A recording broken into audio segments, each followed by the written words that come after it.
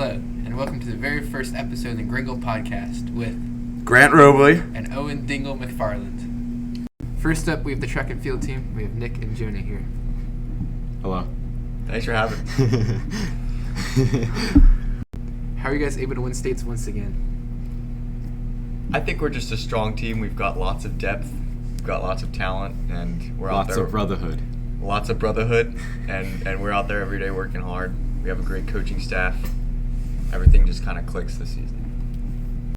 What is the atmosphere like on the team? It's very relaxed and hardworking kind of at the same time. We know when we can mess around, but we also get to work when we need to.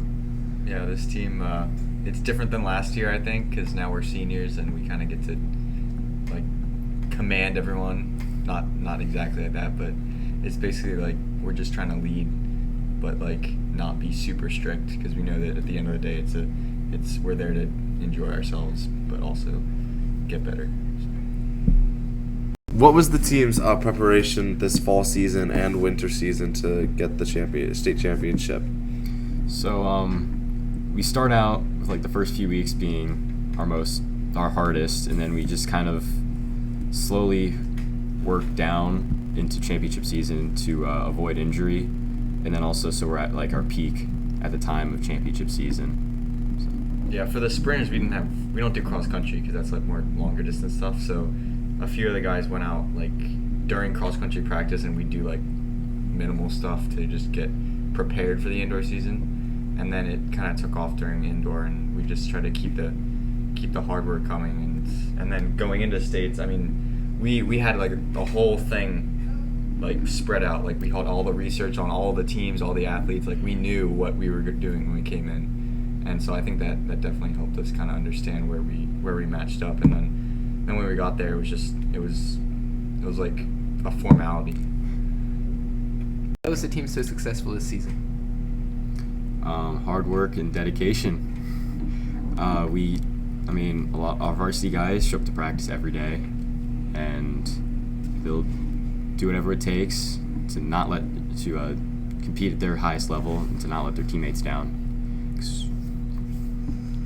Yeah, it's all about accountability with us. We got a lot of hard workers that, we joke around and everything, but when we're at practice and doing what we need to do, it's all serious, and it's really cool to see that, because you're with these people every day, and you see them as friends, but then you also see them working hard, and that everyone kind of feeds off that, including the JV guys.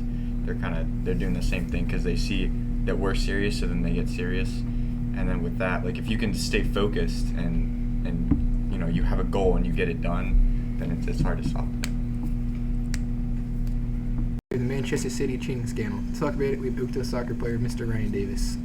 Okay, so basically all that happened was Manchester City lied about how much money they made, spent more than they made, and now they're banned from the Champions League in the next 2 years. What else do you know about? Well, I know that this could really affect Manchester City for the future, because if this ban goes through, it'll be 2 years without European football, and a lot of the good players and good talent on that team will not want to stay. Yeah, I've actually heard that a player named Leroy Sané has now, even though he's injured right now, he's actually wanted to maybe leave Manchester City based on the fact that they are banned from the Champions League these next 2 seasons, which European soccer is very, very important to big-name clubs such as Manchester City, who has won the Champions League, or not won the Champions League, but won the Premier League for 2 years in a row. 1 year they broke the record for how many points they made. So they're a very big club right now, and big-name players such as Leroy Sané do not want to, stay if he's not going to be able to play with them in the Champions League, or never going to happen, but the Europa League. It's with all that talent and how much they're all worth, they want to play Champions League football, and the Champions League trophy is the second biggest trophy in the world behind the World Cup.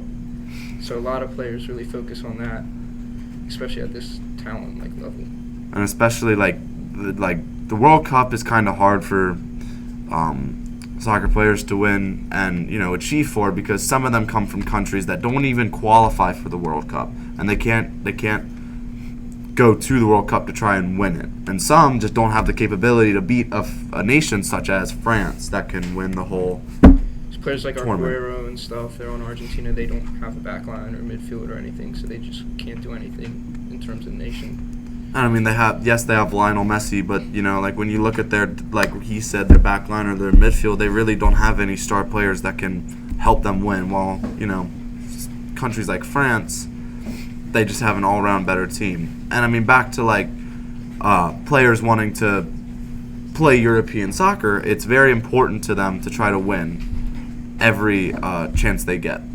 And right now, the Champions League is in the round of 16, and Manchester City is playing against Real Madrid, and they actually came back 1-0 against Real Madrid in the second half. So maybe this year it'll be Manchester City's year. They'll win the Champions League, and then they'll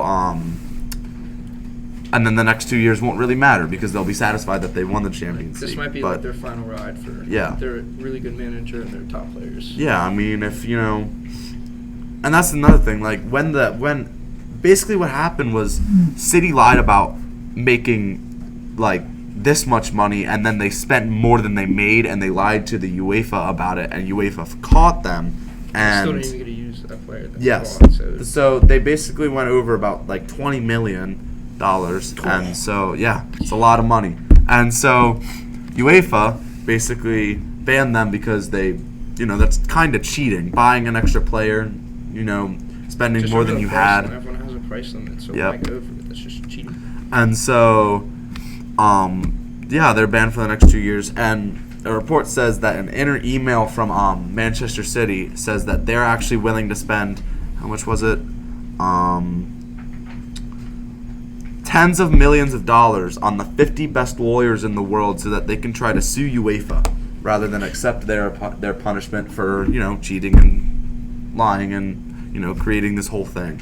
So I mean, it's just really sad to see a big club like that have to like do this and then also not take responsibility for what they did, because ultimately that is their fault and they should be punished for trying to cheat their way to get one player that they didn't even need or use. And so it's just kind of, it's happy for soccer fans that don't really want to see a big and good team like that, have a chance. Change soccer in general compared, because they were the most dominant team the past 3 years. Yep. And now with Liverpool, and then how's it going to change that rivalry with Manchester United? I don't know. United's not looking too good anyway, but we're on the up. But now they're from the top, and now they're going down. And we're from the bottom, now we're going up. So the thing about City and United, the Manchester Derby, it's never really played like anywhere else besides the Premier League. You only get 2 a year, and that's the Premier League both times. Mm-hmm. So I mean, the rivalry between them is never going to go away. Right. It's just always going to be there. But one thing that could the Premier League has not actually come out about what they're going to do about this, but in the Premier League, the top 4 make it to the Champions League, and the team that makes 5th goes to the Europa League. But we don't, since City is 2nd and most likely going to make top 4 the next 2 years, the Premier League has not come out and said what they are going to do about what, like, are they going to do 1, 3, 4, and 5? Skip their spot, which they should do. If they do, I mean that would. I wonder what that. I mean that would then they would leave that up to UEFA. So I mean it's really like it's interesting to think about what the Premier League might do. And if that's the case, that's huge for the Premier League, because now people won't be just fighting for top 4, and that could be top 5, top 6, or even top 6 for the Europa League. For the Europa League, huge for lower tier clubs. Yep, such as like Wolves, Burnley, Sheffield making the Europa League would be something that most haven't seen in a long time, if ever. I don't think the Sheffield's even made the Europa League ever. So I mean, it's really. What I find crazy is how Manchester City, their team was worth over $1.2 billion, and they still found a way to cheat by spending even more money. I mean, and back then they weren't. They were still a fairly new club. I mean, only. I believe, I don't really know, but their first Premier League title was in 2011, and so they really the 2011-2012 season, and so really it's just they're still a kind of new club, but at the same time they're not. They have done really well in the Champions League. They've done really well in the Premier League, winning the past 2 years. 1 year breaking the record for however many points they had. I think it was like over 100, near 100. It was 101. But Liverpool are on track right now to actually beat that. So I mean, it'll be Arsenal's the Invincibles. Yeah, they beat They the did the Invincibles from 2002, the Arsenal Invincibles. Owen hasn't really said much because I don't think he has any. There's a new football league around this year. It's called the XFL after the failed AAF last year. We got the DC Defenders here in DC, looking pretty good this year. We are. We got Preston here to talk about the XFL.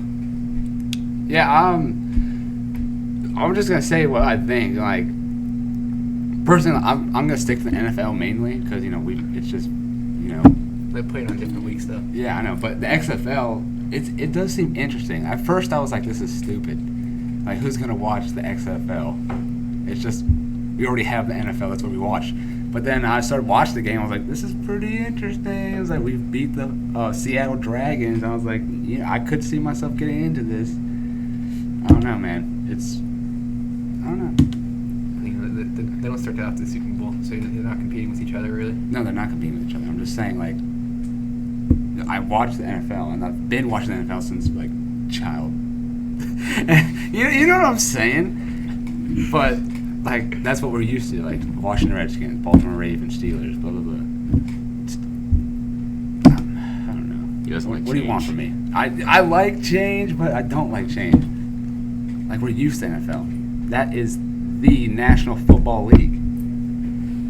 That's what all Americans watch. And now they're just throwing in this thing. I don't know,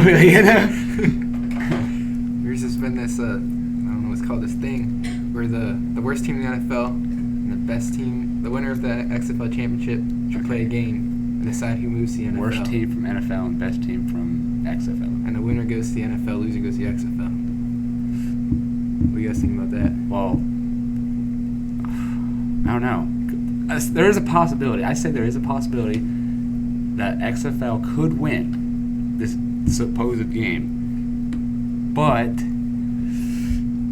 the NFL players, even though they are considered the worst team, quote unquote, they are still like professional football players who've been around, contract, whatever. And the XFL is, yes, they do have some former NFL players, but most of them are like Former backups. yeah, and been picked up by So I feel like the NFL does have a higher pedestal there, even though they are the quote unquote worst team. It's like Cardell Jones against Baker Mayfield. Yes.